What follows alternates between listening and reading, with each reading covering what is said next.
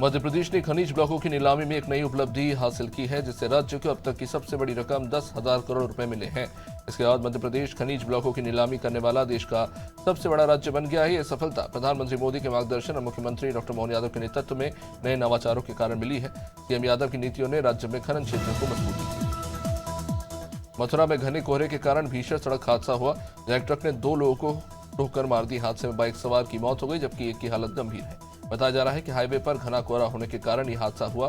सुबह petrol pump पर duty करने जा रहे कर्मचारी की हादसे में मौत हो गई। घायल एक युवक को सिटी केयर हॉस्पिटल में भर्ती कराया गया। मथुरा के देवी आर्ट्स रोड पर जैत पुलिस की बदमाशों से मुठभेड़ हुई। पुलिस की जवाबी कार्रवाई में गोली लगने से एक बदमाश घायल हो गया। पुलिस ने घायल बदमाश और उसके एक साथी को गिरफ्तार कर लिया है। बदमाशों के पास से कुछ 4 बाइक, 11 मोबाइल, 315 बोर का एक तमंचा और कुछ कारतूस मिले।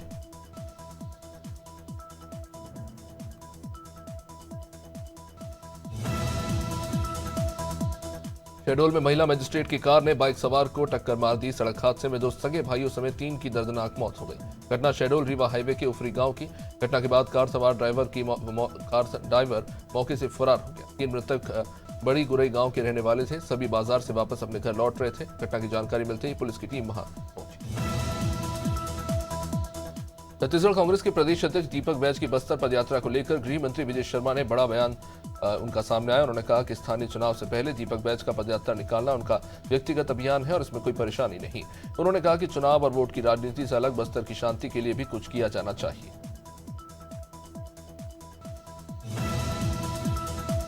सागर की रैली में किसान टमाटर के सही दाम न मिलने से परेशान है। दरअसल चिनोआ ग्राम के किसान टमाटर की फसल का उत्पादन करने में विशेषज्ञ माने जाते हैं।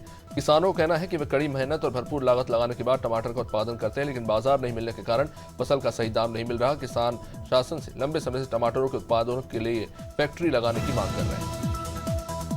मध्य प्रदेश हाईकोर्ट ने जमीन से जुड़े एक मामले में सभी पक्षों को यथास्थित बनाए रखने को कहा। यह मामला जबलपुर मझोली के ग्राम हटोली के निवासी की पैतृक जमीन को लेकर है। इस जमीन का सौदा जमीन मालिक के किसी रिश्तेदार ने किया और जिस व्यक्ति को जमीन बेची गई उसने बिना सीमांकन जमीन पर वेयर हाउस का निर्माण करा लिया। अब इसके बाद से जमीन का मामला पहले ही तहसीलदार के कोर्ट में पहुंचा और वहां से हाईकोर्ट पहुंच चुका है। मंदसौर जिले के भावगढ़ थाना क्षेत्र में एक नाबालिग का शव बोरे में बंद पाया गया, जिसके 8 दिन बाद भी पुलिस उस नाबालिग की शिनाख्त नहीं कर पाई है। आरोपियों की गिरफ्तारी तो दूर की बात है। नाबालिग की पहचान के लिए मंदसौर पुलिस ने 10,000 रुपए का इनाम भी घोषित कर दिया है। अब इस मामले को लेकर शहर कांग्रेस अध्यक्ष डॉक्टर राघवेंद्र सिंह ने राष्ट्रपति गांधी की प्रतिमा पर माल्यार्पण किया और अनशन शुरू कर दिया। भोपाल में सक्षम भारत संस्था के जरिए दिव्यांगों को ई साइकिल वितरण कार्यक्रम का आयोजन किया गया, जिसमें मुख्यमंत्री डॉक्टर मोहन यादव शामिल हुए और दिव्यांगों को ई साइकिल बांटे गए। विश्व ब्रेल दिवस के मौके पर कार्यक्रम का यह आयोजन था। इस कार्यक्रम को भारत पेट्रोलियम कॉर्पोरेशन लिमिटेड के CSR फंड की तरफ से आयोजित किया गया। इस कार्यक्रम में 44 साइकिलों का वितरण हुआ।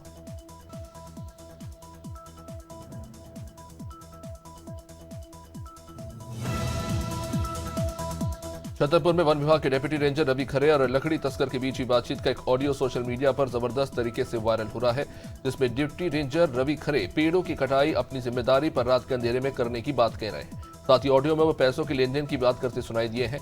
वन कटाई में शामिल होने के चलते तत्काल कार्रवाई करते हुए इस ऑडियो के कारण उन्हें सस्पेंड कर दिया गया।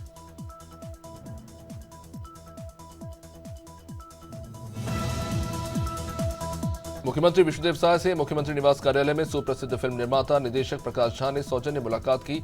इस दौरान सीएम साय ने प्रकाश झा के छत्तीसगढ़ आगमन पर उन्हें शॉल और स्मृति चिन्ह भेंट कर स्वागत किया और अभिनंदन किया। खास मौके पर मुख्यमंत्री विष्णुदेव साय ने छत्तीसगढ़ में हिंदी फिल्मों के निर्माण और फिल्म उद्योग के विकास की संभावनाओं के संबंध में चर्चा की। हाथरस से किडनैप हुए जियो फाइबर के मैनेजर को मुरादाबाद एसटीएफ ने फिल्मी स्टाइल में एनकाउंटर कर छुड़ा लिया। एसटीएफ ने मैनेजर को किडनैप करने वाले कार सवार बदमाशों को डीएम आवास के पास घेर लिया। इस दौरान बदमाशों ने पुलिस पर फायरिंग करने की कोशिश की। जवाब में पुलिस ने भी गोलियां चलाई। मुठभेड़ में एक बदमाश के गले में गोली जा लगी। पुलिस ने 3 आरोपियों को दौड़ा कर दबोच लिया। छत्तीसगढ़ प्रदेश कांग्रेस कमेटी अध्यक्ष दीपक बैज के नेतृत्व में छत्तीसगढ़ न्याय पदयात्रा की शुरुआत हुई। इस यात्रा में पूर्व मंत्री मोहन मरकाम, विधायक लखेश्वर बघेल सहित कई कांग्रेसी नेता शामिल हुए। बता दें कि यात्रा का उद्देश्य सुपर स्पेशलिटी अस्पताल का निर्माण फिर से शुरू करना, एनएमडीसी नगरनार स्टील प्लांट के विनिवेशीकरण के खिलाफ स्थानीय बेरोजगारों को एनएमडीसी में नौकरी देने जैसी तमाम मांगे शामिल।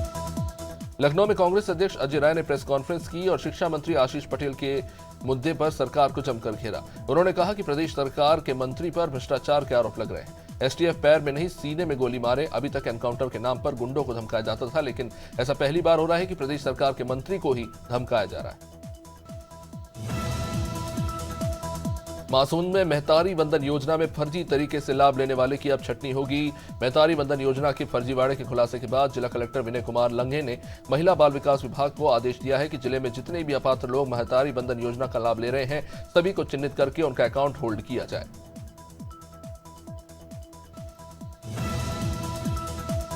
बीजापुर में पत्रकार मुकेश चंद्राकर की हत्या के बाद हड़कंप मचा। बीते 2 दिनों से लापता पत्रकार का शव पुलिस ने सेप्टिक टैंक से बरामद किया। बताया जा रहा है कि पहले मुकेश चंद्राकर का गला घोंटा गया और फिर उनके सिर पर कुल्हाड़ी से वार किया गया। पत्रकार मुकेश चंद्राकर की हत्या के विरोध में बीजापुर बंद किया गया। नेशनल हाईवे 63 पर पत्रकार साथियों ने चक्का जाम किया। बॉलीवुड फिल्म अभिनेत्री और बीजेपी सांसद कंगना रनावत ने दतिया स्थित विख्यात शक्तिपीठ पीताम्बरा पीठ पर पहुंचकर मां बगलामुखी के दर्शन किए। इस दौरान उन्होंने पीठ परिसर में स्थित वन खंडेश्वर महादेव का जलाभिषेक किया। कंगना रनावत ने पूजा अर्चना कर मां बगलामुखी और महादेव से आशीर्वाद लिया। इस दौरान मंदिर प्रशासन और स्थानीय लोगों ने कंगना का स्वागत किया। खबर उन्नाव से, जहां प्रदेश भर में एंटी करप्शन टीम द्वारा राजस्व कर्मियों की गिरफ्तारी के विरोध में लेखपाल संघ ने कार्य बहिष्कार करते हुए धरना प्रदर्शन शुरू कर दिया। शनिवार को तहसील दिवस के मौके पर उन्नाव की सभी तहसील सदरपुरवा, बांगरमऊ, सफीपुर और हसनगंज में लेखपालों ने तहसील परिसर में धरना दिया। बता दें कि धरना दे रहे लेखपालों का आरोप है कि एंटी करप्शन टीम द्वारा की जा रही कार्रवाई पक्षपातपूर्ण है।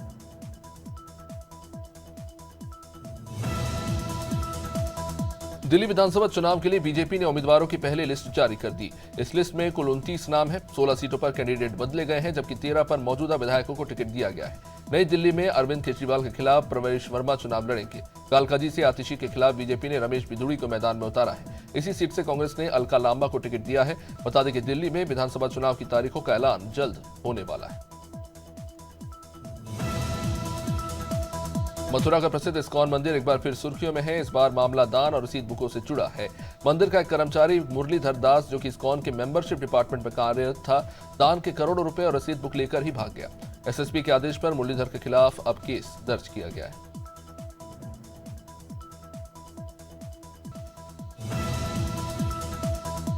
मध्य प्रदेश में यूनियन कार्बाइड एक बार फिर चर्चा में। सुप्रीम कोर्ट के आदेश पर भोपाल से यूनियन कार्बाइड का 337 मीट्रिक टन जहरीले कचरे को निष्पादन के लिए पीथमपुर ले जाए तो क्या है, जहां राम की कंपनी में जहरीले कचरे को जलाया जाना है। इसका लगातार विरोध देखने को मिल रहा है और शुक्रवार को पत्थरबाजी और धरना प्रदर्शन के बाद शनिवार को शहर में जनजीवन सामान्य हालांकि नजर आया। कोरबा के सोनपुरी धान खरीदी केंद्र में किसानों ने धान तुलाई और व्यवस्थापन में गड़बड़ी की शिकायत की। किसान वजन से ज्यादा धान लेने की शिकायत कर रहे हैं, आरोप लगा रहे हैं। ये अधिकारी और जिम्मेदारों पर उन्नत किस्म की सोरना धान की जानकारी छिपाने का भी आरोप लगा है।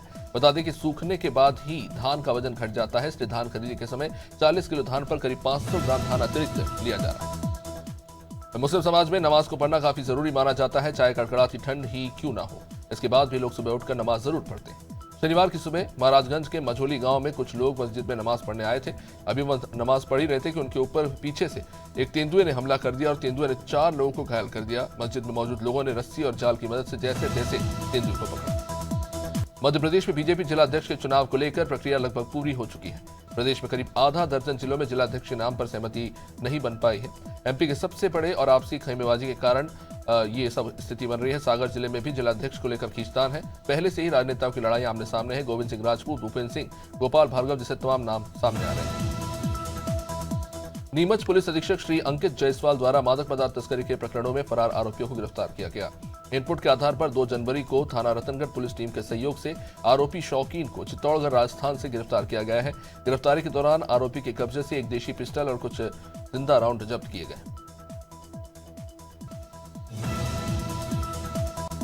अलीगढ़ नगर निगम में बोर्ड अधिवेशन में सत्ता पक्ष और विपक्ष के पार्षदों ने एक राय होकर हंगामा काटते हुए सदन में बजट पास होने ही नहीं दिया।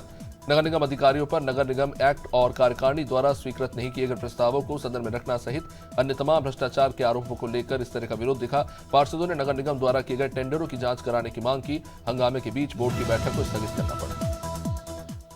जनपद अलीगढ़ की तहसील अतरौली में उप जिलाधिकारी साहिल कुमार और तहसीलदार रामगोपाल सिंह की अध्यक्षता में 4 जनवरी को लगा तहसील संपूर्ण समाधान दिवस, जिसमें पीड़ितों की समस्याएं सुनी गई। तहसील दिवस में कुल 25 मामले सामने आए, जिनमें से 11 राजस्व विभाग के, 5 पुलिस विभाग के, 6 विकास विभाग और कुछ नगर पालिका से जुड़े 3 प्रार्थना पत्र मिले हैं। 2 मामलों का मौके पर निस्तारण किया गया। अलीगढ़ महानगर में जाम की समस्या का समाधान करने को एसपी ट्रैफिक और नगर निगम के अधिकारियों के नेतृत्व में ट्रैफिक पुलिस और निगम कर्मचारियों ने चालान काटकर दुकान के बाहर सामान रखकर अतिक्रमण करने वाले दुकानदारों के खिलाफ अभियान चलाकर कार्रवाई की।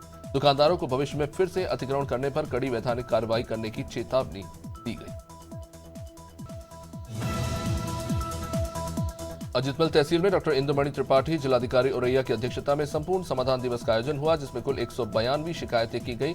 20 शिकायतों का मौके पर निष्पादन हुआ। साथ ही साथ संबंधित अधिकारियों को निष्पक्ष और गुणवत्तापूर्ण समाधान किए जाने के लिए निर्देशित भी किया गया। जिलाधिकारी डॉक्टर इंद्रमणि त्रिपाठी ने तहसील परिसर में अन्नदाता कैंटीन का फीता काटकर उद्घाटन किया।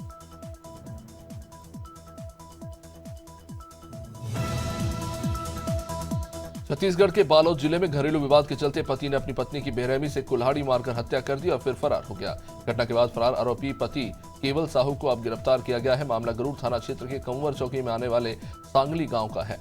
हत्या के पीछे घरेलू विवाद को कारण बताया जा रहा है। पुलिस आरोपी पति को न्यायालय में हिरासत में लेकर जेल भेज चुकी है।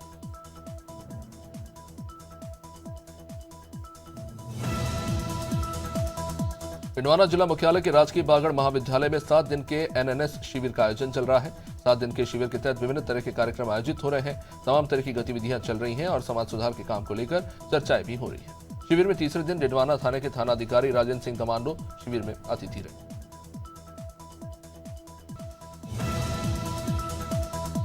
दुर्ग में मोबाइल गेम की वजह से विवाद होने पर हत्या की वारदात को अंजाम दिए जाने का खुलासा हुआ। मामला दुर्ग जिले के अमलेश्वर थाना क्षेत्र का, जहां पिछले 24 दिसंबर को पहंदा ग्राम में मंडई मेले के दौरान 16 साल के उमेश यदू की हत्या करके युवकों ने मिलकर उसकी हत्या की थी। 19 साल के युवकों और 2 नाबालिगों ने मिलकर इस पूरी वारदात को अंजाम दिया, जिन्हें गिरफ्तार कर लिया गया। हरदोई बिलग्राम में शनिवार को कस्बा स्थित गुलाब बाड़ी चुंगी के पास एक हादसा हुआ, जिसमें एक व्यक्ति की मौत हो गई। एक युवक इस हादसे में घायल बताया जा रहा है। अजीम रोज की तरह अपनी कबाड़ की दुकान के सामने आग जलाकर मोटर पार्ट जला रहे थे, तभी अचानक मोटर फटा और अजीम की गर्दन में जा घुसा। पास बैठे गुफरान भी इस हादसे में घायल हो गया। हालांकि अजीम की मौत। हाथरस के चंदपा कोतवाली क्षेत्र में ठेकेदार ने पीड़ित परिवार के घर के बाहर लगाया खड़ंजा उखाड़ने की कोशिश की। इस दौरान वहां भीड़ इकट्ठा हो गई और मौके पर मौजूद सीआरपीएफ जवान ने ठेकेदार को इस काम को करने से रोक दिया। ठेकेदार सतीश शर्मा का कहना है कि बीते 4 साल से उसका 4.25 लाख रुपया अटका हुआ है, पेमेंट हो नहीं रही है। इन सबसे वो परेशान है और वो अधिकारियों के चक्कर काट कर थक चुका है।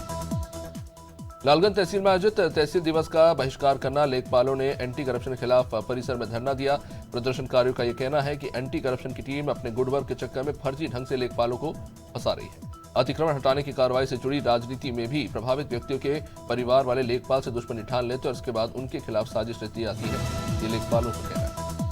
मथुरा के थाना कोतवाली स्थित प्रोफेसर कॉलोनी में शॉर्ट सर्किट से एक परचून की दुकान में जबरदस्त आग लगी और दुकान के अंदर रखा लाखों का सामान जलकर बर्बाद हो गया। दुकान मालिक ने आग की सूचना फायर ब्रिगेड को दी थी, लेकिन फायर ब्रिगेड 1 घंटे की देरी से पहुंची और आग पर बाद में काबू पाया गया, लेकिन लाखों का नुकसान हो गया।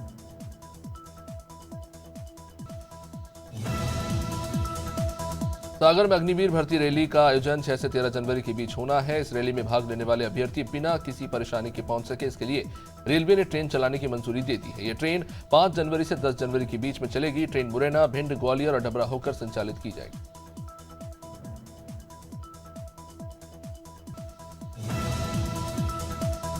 पीलीभीत पुरनपुर कोतवाली क्षेत्र के गांव सिरसा के रहने वाले लाल बहादुर 4 महीने से सिरसा रोड पर स्थित शिवा राइस मिल में मजदूरी कर रहे थे। गुरुवार की शाम लाल बहादुर और राजेश मिल के सेला प्लांट में काम कर रहे थे कि तभी शुक्रवार की सुबह लाल बहादुर और राजेश अचानक उनकी हालत बिगड़ी।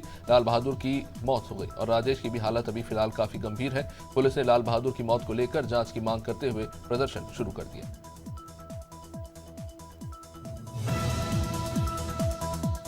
गाजीपुर सहित कई जनपदों में एंटी करप्शन टीम ने लेखपालों की गिरफ्तारी से आक्रोशित शाहगंज तहसील के लेखपालों ने उत्तर प्रदेश लेखपाल संघ के बैनर तले शनिवार को संपूर्ण समाधान दिवस के मौके पर तहसील परिषद में प्रदर्शन किया। एंटी करप्शन टीम ने सामान्य शिकायत के आधार पर वास्तविक तथ्यों का परीक्षण किए बगैर शिकायतकर्ता को उकसाकर पैसे रखवाकर उन्हें फंसाया जा रहा है, इस तरह के आरोप लगाए।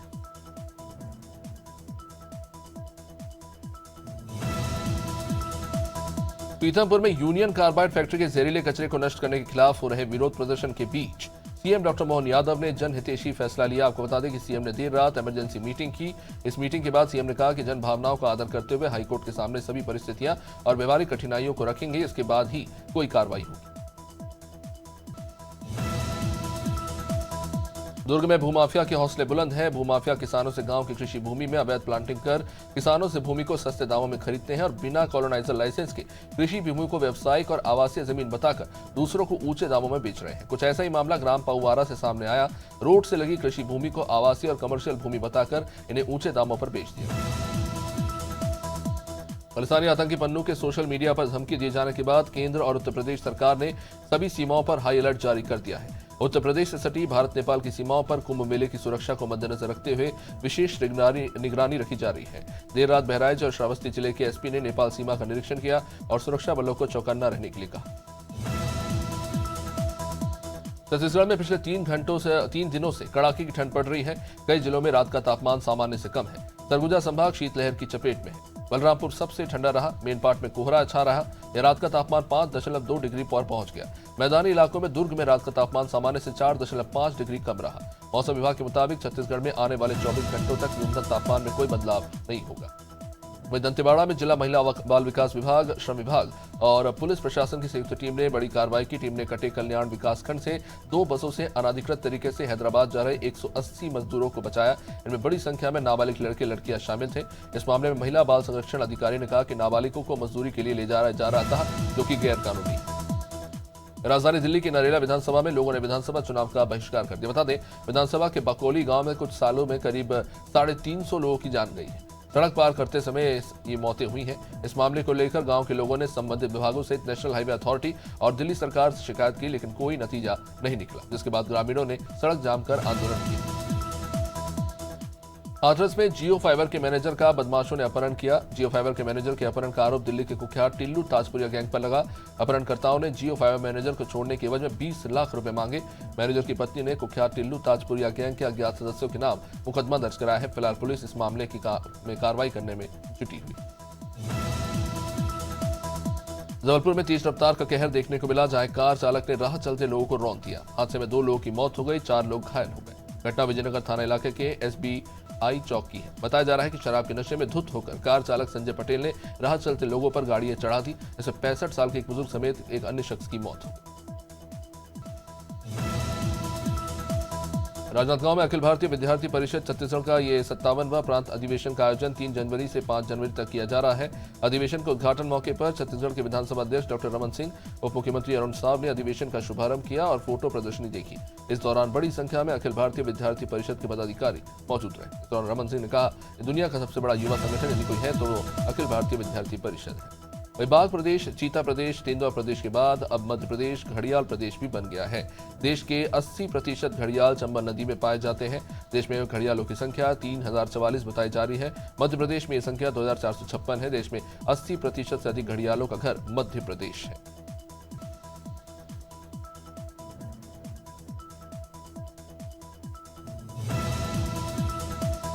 मध्य प्रदेश के मुख्यमंत्री डॉक्टर मोहन यादव ने समाधान ऑनलाइन के माध्यम से जन समस्याएं सुनी और लंबित जन समस्याओं का समाधान किया। इस दौरान सीएम डॉक्टर यादव ने लापरवाह कुछ 3 अधिकारी कर्मचारियों को सस्पेंड भी किया और 1 की सेवा ही समाप्त कर दी। 2 की वेतन वृद्धि रोक दी गई। जबलपुर के भेड़ाघाट में एक आवेदक को आयुष्मान योजना का लाभ विलंब से मिला। मुख्यमंत्री ने दोषी अधिकारियों कर्मचारियों पर 82,000 रुपए का अर्थदंड लगा दिया।